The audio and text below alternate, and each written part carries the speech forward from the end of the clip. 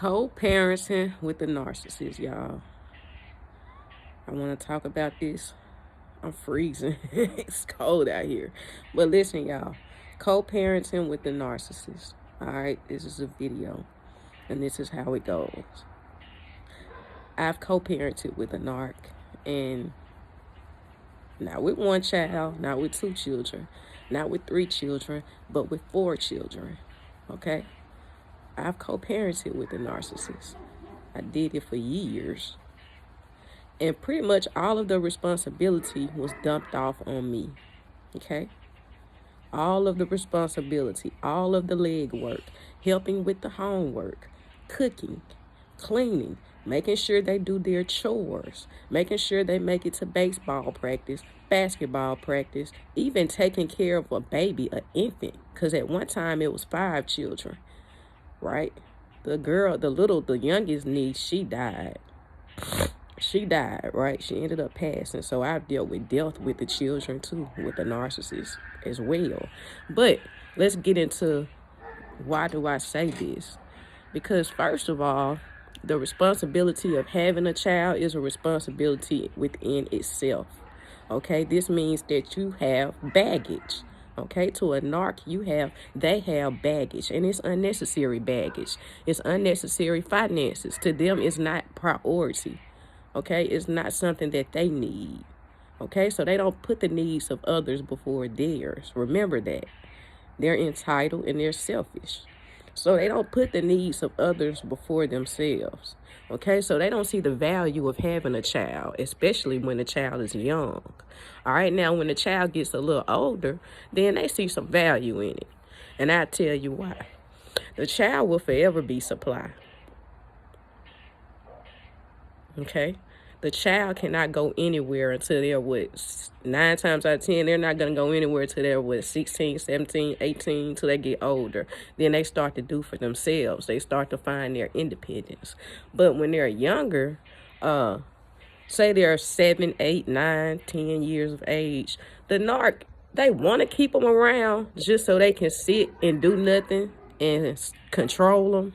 Tell them to go do this, go do that, go do this and that. You know, it takes all of the weight off of the narcissist to have the child running around doing things that the narcissist is supposed to be doing in the household, right? Just little simple chores. Pass me the remote. Go warm me something to eat. Oh, you can't warm me something to eat? Well, give me back that such and such I bought you yesterday. You know, that's how they are, okay? But you cannot co-parent with them. If anything, you're going to be co-parenting with the grandmother or the sister to the narc or the cousin to whoever it is, whoever it is that can reason that's within the narc circle. You can co-parent with them, but you're not going to be able to co-parent with the narc. Okay, you have to get up and do what's best for you and your child and keep the support that's around you. You cannot depend on the narc. One thing about the narc, and I told you what they did, what they do, they catch you at your weakest moments, your most vulnerable moments. The moments to where you really need, you really need them the most. And then that's when they let you down. And you know you're going to really, really need help with the child. They know that you're going to need help with the baby. So to leave you in a place of inferiority is one of those attitudes that's like, look, don't bite the hand that feeds you. All right, with the narc, they look at it like, don't bite the hand that feeds you. So all the times you're going to need them to come through and meet you halfway for the baby, pay for this, come to the doctor's appointments, or take the child to the doctor's appointments. When it comes to those moments, they're going to let you down. So it's no co-parenting with them. All right? That's the perfect moment that they use to let you down. So it's no way that you can co-parent with them. The only thing you can do is hold them to what they're capable of doing, which is buying gifts from time to time for the baby, being cheap when they buy Pampers or milk or whatever it is that the babies need, they'll enroll them in when they get up in age 7, 8, 9, 10, something like that. They'll enroll them in all kind of extracurricular activities, but they don't want to be there to take them to the practices. They don't want to be there to go to the games, to go to the cheerleading practices. They don't want to do that. They just want the image, and they want to be able to say, my child plays football and he plays basketball and he does this and that and that and this. I mean, that sounds good to somebody who doesn't know any better, right? It sounds good on the outside looking in. But when you actually, they're trying to make this stuff work with the narc, all this co-parenting stuff, all these extracurricular activities, when you're there to try to take turns taking them to practice, and you guys both show up at the game, and if one can't make it, then they'll call, and then you guys will talk and come to some kind of, you know what I mean? It's not going to be any of that. All right? It's not going to be any of that. All right? See, when you're asking a narcissist to co-parent, you're asking them to reason, right? To be reasonable. You're asking them to meet you halfway. And it's none of that with the narc. It's no reasoning with them. Okay? It's no sitting down, discussing the issues so that you guys can get to a better place of understanding. No. No, with the narcissist, it's all about you have the baby, right? You're responsible for the baby. Okay? Now, it looks real good to the narcissist for them to go out and say, yes, I have a baby. I have a child, such and such year old. He does this. He does that. He does good and great in school. Yeah, that's what they'll do. They'll love the fact that the child does great in school. But they'll hate. They won't even sit down and take out the time to make sure that the child understands anything. As far as the homework goes, the lessons are concerned in class, they don't want to do that part. They're going to dump all of that stuff on you. To the narcissist, children are great supply when they get older. But when they're young, they're retarded best friends. Like, they're retarded broke best friends to the narcissist. That's how they think. They're unnecessary expenses. They're baggage. Okay, they I mean, it's crazy. I have seen how they are with babies too. You know how you when you hold a baby, you know, it's a certain way you hold them, you know, close to you.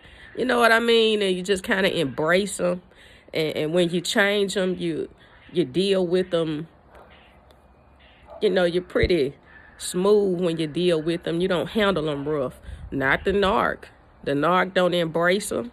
The narc gonna be rough with them when they change the pampers and change the diapers. I mean, you just can pretty much see that they have no empathy. Like, they have no emotion. You can see all of that stuff. I saw it firsthand. All right. So again, y'all, again and again, you can co-parent with some of the people in the narc circle if some of them are reasonable, but you cannot co-parent with a narc, okay? Your best out is to do what you have to do for your baby, okay? And if they want to come around, because normally the only thing that they want to do when they come around the children is to physically see them, okay? They want to physically see them. They don't want to see them so they can play with them. They don't want to see them so they can talk to them and all this kind of stuff. They just want to physically see them. Everything else is on you. Okay? They don't want to do anything for them. Don't ask them. If they do something for them, it'll be because they wanted to do something for them. And you better believe it's not going to be much of anything to talk about. All right? It's not going to be anything to say, oh, okay, I like how you came and did this and this. And I appreciate. It's not going to be much of anything, okay? It's going to be bare minimum to nothing. It's going to be enough to just stay around, all right? Kind of like how they do us. All right, breadcrumbing. That's what I meant. Breadcrumbing. That's the perfect word. Same thing they do to us. All right. If this video helped you, I hope this video helped you. Like and subscribe to the channel. My email will be in the video description if you would like a one-on-one.